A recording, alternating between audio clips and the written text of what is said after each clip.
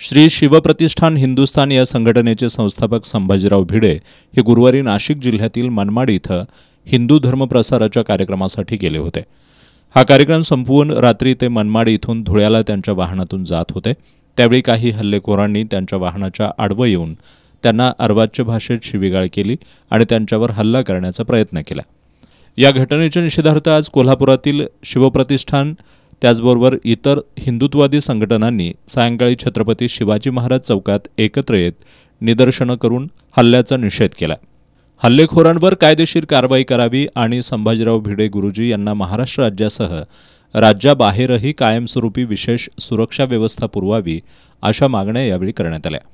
यावेळी शिवप्रतिष्ठानचे जिल्हा प्रवक्ते अभिनंद सोळांकुरे, शिवानंद स्वामी यांच्यासह पदाधिकारी आणि कार्यकर्त्यांनी मनोगत व्यक्त केली। या निदर्शनांमध्ये सुरेश यादव, आशिष लोखंडे, अर्जुन चौगुले, दीपक फरगे, अभिजित कराडे, उदय भोसले, सुनील सामंत, सचिन पाटील, दशरथ शिंदे यांच्यासह कार्यकर्त्यांनी सहभाग घेतला।